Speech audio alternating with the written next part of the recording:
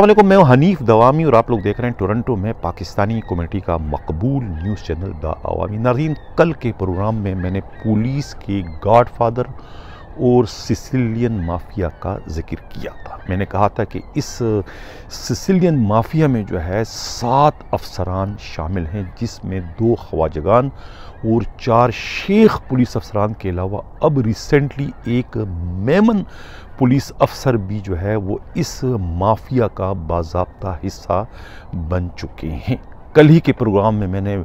Traffic police waste के जो SSP थे इरफान मुख्तार भुट्टो के तनज़ुली और उसके बाद उन्हें सीपीओ में क्लोज करने की खबर भी ब्रेक की थी,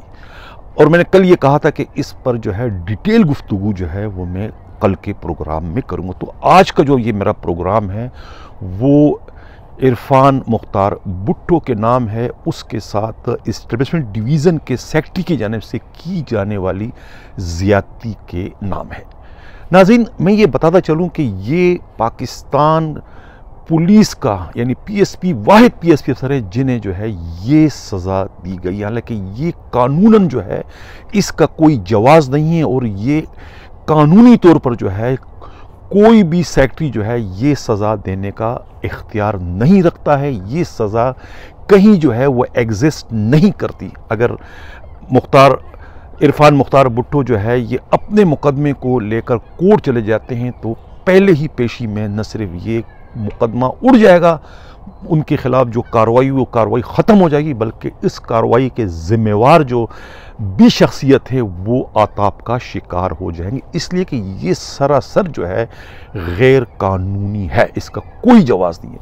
अब हमारे खबरी के मुताबिक और ख़ुद जो इस्टेब्लिशमेंट डिवीज़न से जो इस सिलसिले में इत्तलाआत मिली है वो इत्तलाआत मैं अपने व्यूवर्स के साथ शेयर करना चाहता हूं कि आखिर वो क्या वजह थी जिसके नतीजे में जो है सेक्रेटरी इस्टेब्लिशमेंट को इतना कड़वा घूंट पीना पड़ा और इतना ख़तरनाक कदम उठाना पड़ा।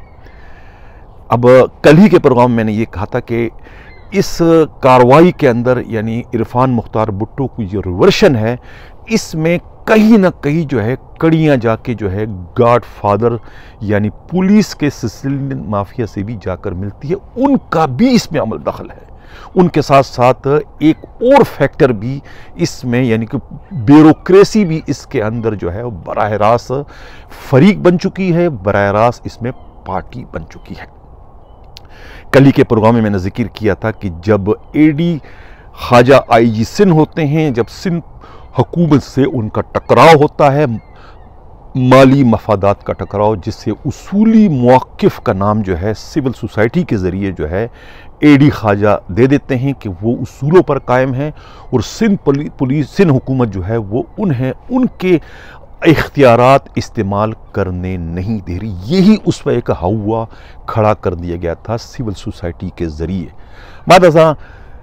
सिंध हुकूमत ने जो है वो अपने इख्तियारात इस्तेमाल करते हुए जो उनके पास इत्तलाआत थी, उन इत्तलाआत के नतीजे में जो है एंटी करप्शन को इस सिलसिले में ज़रूरी कार्रवाई करने की हिदायत दी जाती है, और उस वक्त जो है चेयरमैन एंटी करप्शन जो होते हैं वो भी इत्तेफाक से जो है वो एक ऐसे पुलिस अफसर होते हैं कि जो खुद सिसिलियन माफिया के जो है वो आताब का शिकार हो चुके थे, और उन्हें भी उनके एक जायज़ प्रमोशन से जो है उन्हें रोका गया होता है। वो उस वक्त जो है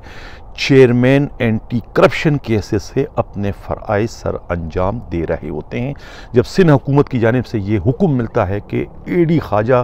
के जो नाजायज़ असासे हैं, खबरी के मुताबिक बकौल मीडिया रिपोर्ट्स के और ख़ुद एंटी करप्शन के ज़राए का कहना है कि जो हराम की जो कमाई से जो पेट्रोल पंप और दूसरी जो असासे उन्होंने खड़े किए हैं उसके ख़िलाफ़ जो है सिंध हुकूमत की जानिब से जो है चेयरमैन एंटी करप्शन को, गुलाम कादर थेबो उस वक्त चेयरमैन एंटी करप्शन होते हैं, उनको ये हुक्म दिया था कि भाई आप इस पर कार्रवाई करें। और इत्तफाक से उस वक्त जो डायरेक्टर एंटी करप्शन होते हैं वो उस्मान गनी सिद्दीकी, और एसएसपी की हैसियत से जो है वो इरफान मुख्तार भुट्टो वहाँ अपने फ़राइज़ सर अंजाम दे रहे होते, और उसके बाद जो है वो इरफान मुख्तार भुट्टो के हिस्से में ये काम आता है कि आप ये जो है फ़राइज़ ये टास्क उन केस में आता है कि आप ये टास्क जो है पूरा करें। जिसके बाद जो है वो यानी कि उस वक्त जो है वो अनवर मजीद और डीसी जो होते हैं मोहम्मद अली शाह के ज़रिए ये इतला आती है कि जो पेट्रोल पंप नूरियाबाद में जो है एडी ख्वाजा ने जो बनाया है वो ज़मीन जो है वो सरकारी है और उस पर कब्ज़ा करवाया गया है। यानी नूरियाबाद का जो है ये अली बाबा पेट्रोल पंप जो है, अली बाबा कहा जाता है कि एडी ख्वाजा के साहबजादे का नाम है और उन्हीं के नाम पर जो है ये पेट्रोल पंप वहाँ तामीर करवाया जाता है और उसकी जो ज़मीन होती है वो ज़मीन जो है सरकारी होती है, उस पर कब्ज़ा किया जाता है। और कब्ज़ा करवाने में जो है ये मलक मुलाजिम जो एंटी करप्शन के साबिक मुलाजिम है, इनका नाम लिया था कि इन्होंने जो है मुबैना तौर पर जो है जाली पेपर बनवा कर जो है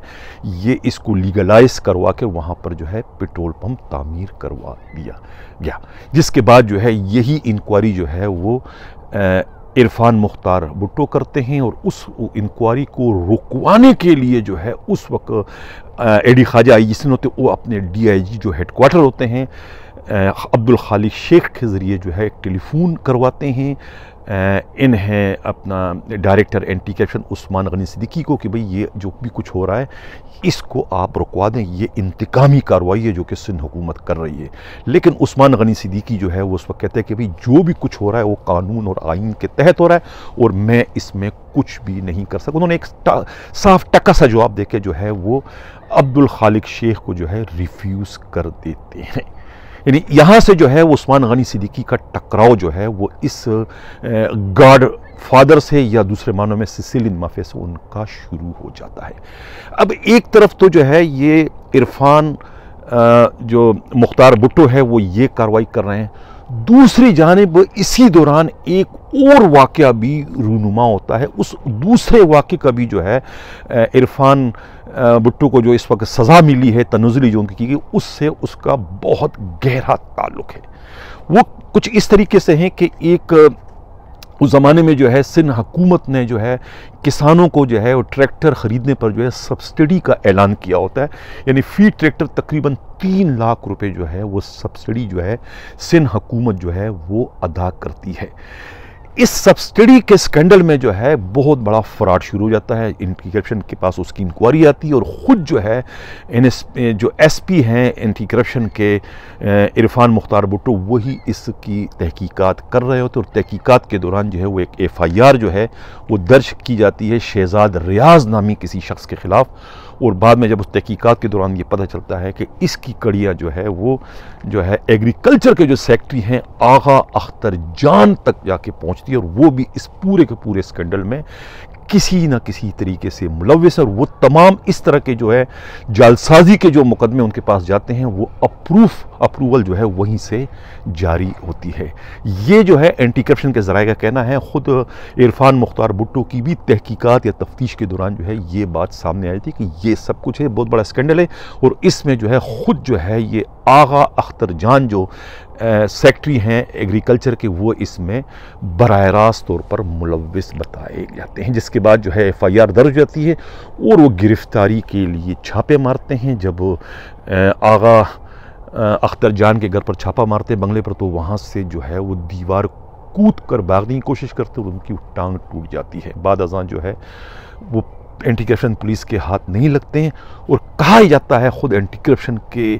काबिल एतमाद ज़राए कि वो उस रात जो है अपनी गिरफ्तारी से ख़ुद को बचाने के लिए उस वक्त के जो IG होते हैं एडी ख्वाजा के सरकारी बंगले में जाकर पनाह लेते हैं गिरफ्तारी से बचने के लिए। एक तरीके से जो IG हाउस है वो एक मफरूर जो मतलूब है एंटी करप्शन को मुकदमे में उस वक्त उसको पनाह देने का सबब बन जाता है। ये इल्ज़ाम एंटी करप्शन के तफ्तीशी अफसरों की जानिब से उस वक्त लगाया गया था। कहा यह जाता है कि जो आगा अख्तर जान जो है ये बैचमेट हैं किसके, एडी ख्वाजा के। ये एडी ख्वाजा के बैचमेट थे, CSS इन्होंने इकट्ठे किया था तो ये एक दूसरे को उस वक्त जानते थे। इसी वजह से जो है वो उन्होंने इसकी उस वक्त फेवर की थी और इन्हें पनाह भी एक तरीके से फराहम की थी ताकि एंटी करप्शन पुलिस इन्हें गिरफ्तार ना करे। बाद अज़ान जो है वो असर रसूख इस्तेमाल करके जो है यही सिसिलियन माफिया जो है अपने एक अदलिया से ताल्लुक़ रखने वाले एक बाअसर शख्सियत के ज़रिए जो उस वक्त जो है किसी कमीशन के सरबराह होते हैं, उनके ज़रिए जो है वो एक ऑर्डर करवाया जाता है कि एंटी करप्शन में जो पुलिस अफसरान 3-3 साल या 4-4 साल से अपने फ़राइज़ सर अंजाम दे रहे तो उन्हें फौरी तौर पर जो है उनके पेरेंट डिपार्टमेंट में भिजवा दिया जाए। उसी एक ऑर्डर के ज़रिए जो है ख़ुद इरफान मुख्तार भुट्टो भी जो है वो जो है सिंध पुलिस में उनकी वापसी हो जाती है और उसके बाद जो है पहले CPO में रखा जाता है और उसके बाद जो है SSU में उनकी पोस्टिंग और स्पेशल ब्रांच में भी उनकी पोस्टिंग रखी जाती है। इस दौरान जो है उनके खिलाफ जो इंक्वायरी इंटीग्रेशन में हो रही थी वो इंक्वायरी भी कायदे और कानून के मुताबिक जो है उन्हीं के पेरेंट डिपार्टमेंट के हवाले कर दी जाती है।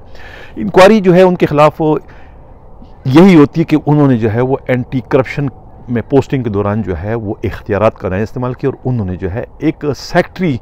जो है उनके घर पर छापा मारा अख्तर जान के गैर कानूनी तरीके से, जिसकी वजह से जो है वो सेक्रेटरी की टांग टूट गई। इस किस्म के और भी करप्शन के भी उन पर इल्ज़ामात उस इंक्वायरी में लगाए जाते हैं। वो इंक्वायरी पहले जो है उस वक्त की DIG एडमिन जो है आसिम कायम खानी से करवाई जाती है। उसके बाद जो है वो फैसल अब्दुल्ला चाचड़ भी उसकी इंक्वायरी करते हैं जो SSP होते हैं। बाद अज़ां जो है वही इंक्वायरी जो है फिर जो है खालिक शेख के पास भी आ जाती है और वो फाइंडिंग जो होती है वो उस इंक्वायरी की अब्दुल खालिक शेख जो है वो मुरतब करते हैं। नाज़रीन, यहाँ पर खबरी का कहना है, ख़ुद पुलिस के काबिल एतमाद ज़राए का कहना है कि खालिक शेख और आगा अख्तर जान के बहुत ही करीबी ताल्लुकात हैं, एक दूसरे को बहुत अच्छी तरीके से जानते हैं। जब ये आगा अख्तर जान जो है ये पोर्ट कासिम के चेयरमैन होते हैं तो उस वक्त जो है ये अपने इख्तियारात का इस्तेमाल करते हुए ज़वाबित की खिलाफ वर्जी करके अपने इस दोस्त जो उनके साथी हैं, दोस्त कहा जाता है, खबरी का कहना है, ये अब्दुल खालिक शेख को जो है वो पोर्ट कासिम के अंदर जो है एक वेयर हाउस जो है 99 ईयर्स के लिए जो है वो उन्हें अलॉट कर देते हैं। उसके बाद क्या होता है कि वही वेयर हाउस है जहां पर बाद में जो है वो SSP मलीर राव अनवार की सरबराही में जो है एक पुलिस पार्टी छापा मारती है। पार्को जो है ऑयल कंपनी, उनकी शिकायत पर कि उनकी जो पाइपलाइन है वो उस वेयर हाउस के नीचे से गुजर रही है जहां जो वेयर हाउस जो है इन्हें अलॉट किया गया होता है, क्या नाम है, अब्दुल खालिक शेख को, उनके वेयर हाउस के नीचे ही उस पाइपलाइन में लीकेज करके जो है वहाँ से अरसा दराज से जो है पेट्रोल चोरी करने का सिलसिला चल रहा होता है। ये शिकायत जो है वो पार्को ऑयल कंपनी वाले करते हैं, जिसके बाद जो है SSP मलीर की सरबराही में जो है पुलिस पार्टी छापा मारती है और वहाँ से बहुत सारा जो है जनरेटर और दूसरा ऑयल खींचने में जो सामान इस्तेमाल होता है तमाम चीज़ें जो है पुलिस की पार्टी जो है वहाँ से बरामद करती है और उसके बाद जो है वहाँ पर उनके ख़िलाफ़ जो है एक FIR भी दर्ज कर दी जाती है बिन कासिम थाने में। उस वेयर हाउस के ख़िलाफ़ जो वेयर हाउस जो है पोर्ट कासिम के चेयरमैन आगा अख्तर जान ने अपने इख्तियारात का नाजायज़ इस्तेमाल करते हुए उस वक्त के DIG अब्दुल खालिक शेख को अलॉट किया होता है। अब आप देखें ये किस तरीके से ताने बाने मिल रहे हैं कि किस तरीके से एक दूसरे को अब ये फैसिलेट कर रहे हैं और एक दूसरे को किस तरीके से उसकी मदद कर रहे हैं उस इंक्वायरी की शक्ल में। ये कहना है खबरी का और ख़ुद एंटी करप्शन पुलिस के ज़राए का। अब वो जो इंक्वायरी बिन कासिम का जो छापा होता है और बिन कासिम से जो सब कुछ बरामद होता है उसमें भी उस वक्त इत्तफाक से IG जो होते हैं वो एडी ख्वाजा होते हैं और वो किस तरीके से उसको यानी इस मामले को हैंडल करते हैं कि मुकदमे का जो मुद्दई है वो तो पार्को कंपनी वाले हैं, लेकिन मुद्दई की कंप्लेन के बजाय ख़ुद मुल्ज़िम जो है उसकी कंप्लेन पर जो है मुकदमे की तफ्तीश मलीर डिस्ट्रिक्ट से जो है साउथ में ट्रांसफ़र कर दी जाती है और साउथ में जो है फैज़ुल्ला कुरेजो जो SP इन्वेस्टिगेशन थे उनके सुपुर्द वो इंक्वायरी कर दी जाती है और ख़ुद फैज़ुल्ला कुरेजो जो है वो अब्दुल खालिक शेख के अंडर में काम कर चुके होते हैं, इस वजह से उनके ताल्लुकात बेहतर होते हैं। यही वजह होती है कि वो तफ्तीश उनके हवाले कर दिया तो उसके बाद जो है उसको एक क्लास लगा दिया जाता है। अब कहने वाले ये भी कहते हैं कि इस सिलसिले में जो है वो एक पुराना जो है बैगडेड का जो है क्या नाम है एक एग्रीमेंट बनाया जाता है, उस एग्रीमेंट के ज़रिए जो है, यानी ये जो प्लाट वेयर हाउस इनके इस्तेमाल में होता है, जो इन्हें आगा अख्तर जान ने जो है उन्हें इख्तियारात का नाजायज़ इस्तेमाल करते हुए उन्हें अलर्ट किया होता है, वो वेयर हाउस जो है वो खालिक शेख जो है वो 2 माह की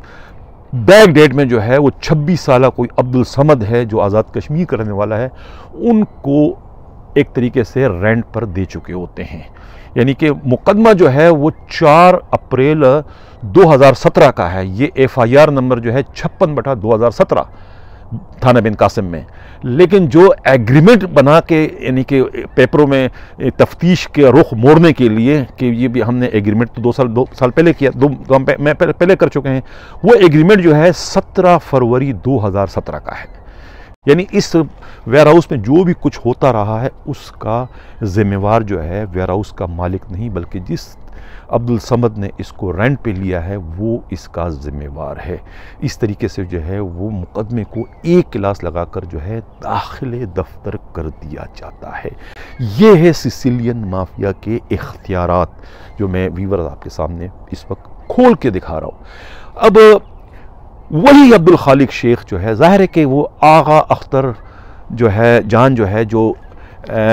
एंटी करप्शन के अब इस वक्त जद में उस वक्त आ चुके होते हैं, एग्रीकल्चर के सेक्रेटरी होते हैं, लेकिन चूँकि मुकदमा उनके खिलाफ FIR होती है, अब उन्हें कैसे बचाना है कि जो उनके खिलाफ कार्रवाई की है एंटी करप्शन के SSP इरफान मुख्तार भुट्टो ने, वो हक़ाइक़ पर मबनी नहीं है, तो ज़ाहिर है कि उसको पेपर वर्क जो है, जो उसकी इंक्वायरी है वो खालिक शेख ने की। अब खालिक शेख ने कितना मेरिट का इसमें इस्तेमाल किया है वो आप देखने वाले अंदाज़ा लगा सकते हैं कि कौन किसको फैसिलेट कर रहा है। वहाँ उसने फैसिलेट किया, अब ये खुद उनको फैसिलेट कर रहे हैं, तो उसमें नुकसान किसको हुआ? नुकसान हुआ इरफान मुख्तार भुट्टो को।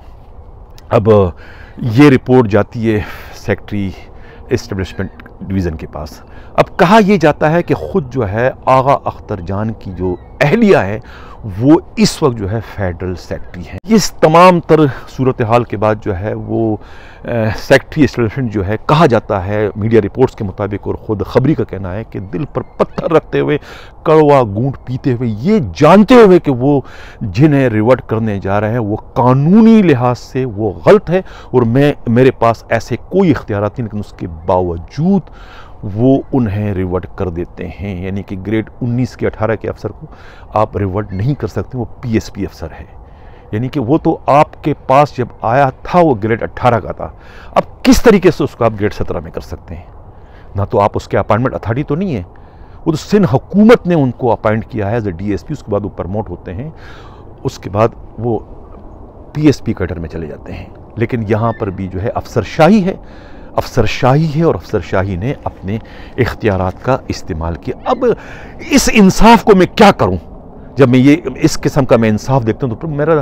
यानी कि कलेजा फटने को आता है कि मैं क्या कहूं। डूब मरो इस इंसाफ पर, आंसू बहाओ इस कानून पर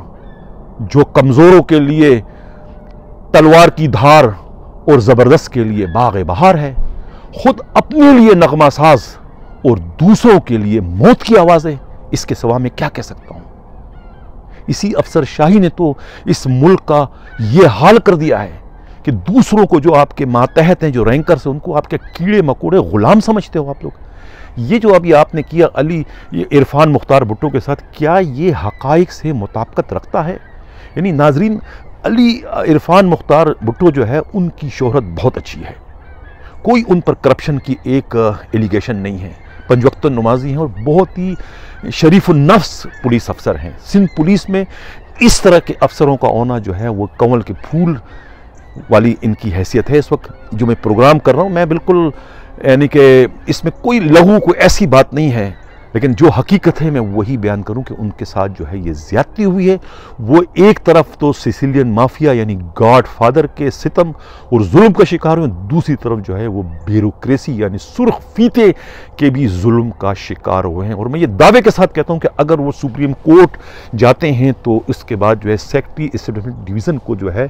अपनी पोजीशन जो है वाज़ा करना मुश्किल हो जाएगा, इसलिए कि उन्होंने आईन और कानून और जो उनके पास इख्तियारात है उसकी खुल्लम खुल्ला जो है वायलेशन की है, जो कि साफ जाहिर है कि उनके पास इख्तियार नहीं, आप किसी को रिवर्ट नहीं कर सकते हो, लेकिन आपने उसको रिवर्ट कर दिया इसलिए कि वो रैंकर है। और ये जानता है, क्या नाम है, ये जो ब्यूरोक्रेट, इनको पता है कि भाई ये रैंकर है, ये क्या करेंगे, कुछ भी नहीं कर सकते, इन्हें अपनी बाकी मानदा अभी नौकरी करनी है। एक किसी ब्यूरोक्रेट से लड़ने का या उनके खिलाफ कोर्ट जाने का मकसद है कि आपने पूरी ब्यूरोक्रेसी को अपने पीछे लगा दिया। यही एक माइंडसेट जो है वो हमारे रैंकर्स का है, और वो इसी वजह से जो है इनके जुल्म और सितम को जो है हंसते मुस्कुराते सह लेते हैं। उनको पता है कि हम इनका कुछ नहीं कर सकते। और मेरा ख्याल है कि इस मौके पर भी जो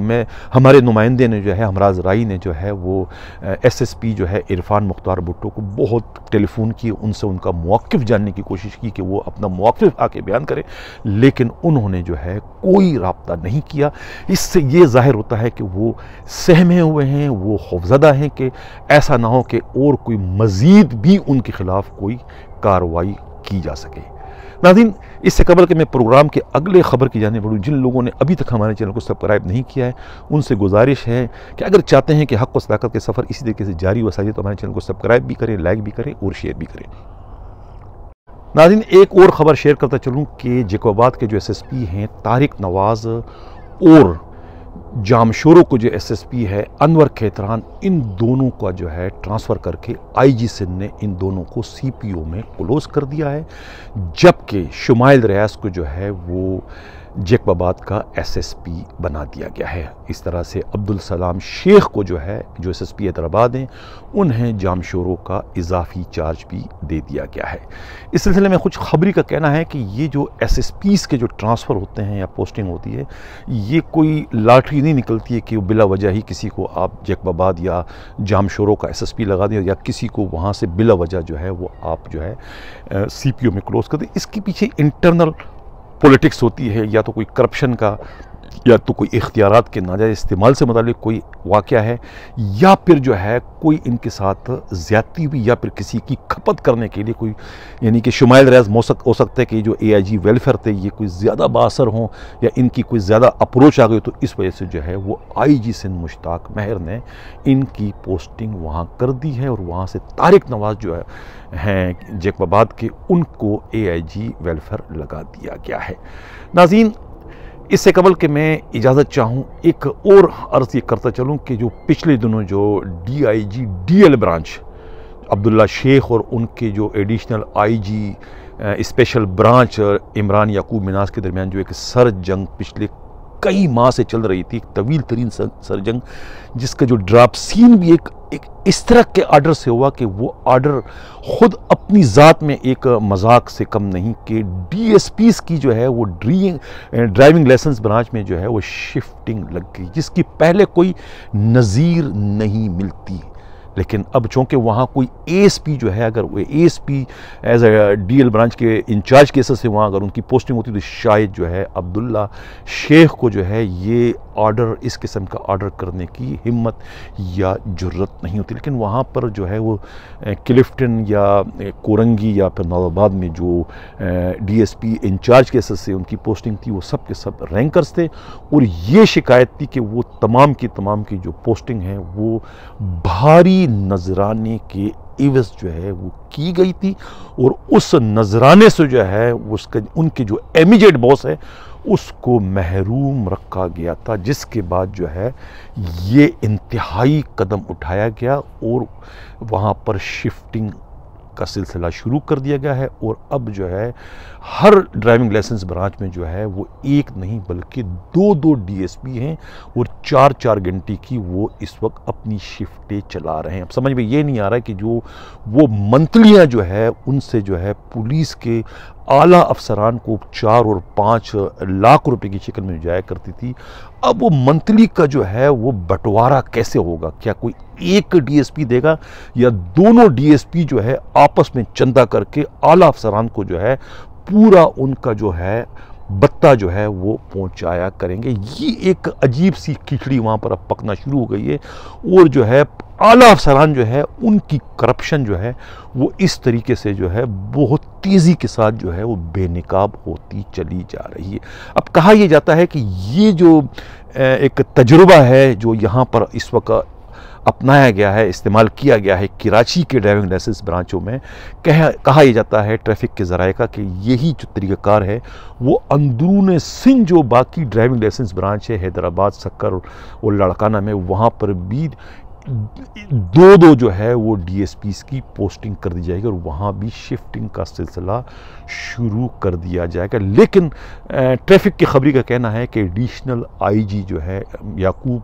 मिन्हास ने जो है वो अपने मातहत DIG के इस इकदाम को नापसंदीदा करार दिया है और उस सिलसिले में जल्द जो है IG सिंध जो है मुश्ताक महर से मुशावरत करके जो है वो इस ऑर्डर को विड्रा करने की कोशिश करेंगे। ये कहना है ट्रैफिक पुलिस के इंतहाई काबिल एतमाद ज़राए का। नाज़रीन, मैं चलते चलते ये भी कहता चलूँ कि जिन लोगों को मैंने अपने प्रोग्राम में सिसिलियन माफिया या गॉड फादर का खिताब जो है वो दिया, अगर उनमें से किसी को इस सिलसिले में कोई एतराज़ हो और वो अपना कोई मौक़िफ़ जो है वो हमारे व्यूअर के साथ शेयर करना चाहते हैं तो मेरा प्लेटफार्म उनके लिए हाजिर हैं। वो मुझसे रब्ता कर सकते हैं। जो मेरा रब्ता नंबर है 4168573283। ये मेरा व्हाट्सअप नंबर है 4168573283। इसी तरीके से जो है मेरा जो ईमेल एड्रेस है वो hdawami70@gmail.com hdawami70@gmail.com। इस पर रब्ता करके वो अपना मौक़िफ़ जो है वो हमारे व्यूअर के साथ शेयर कर सकते हैं। इसी के साथ मैं इजाज़त चाहता हूँ। अल्लाह हाफ़िज़।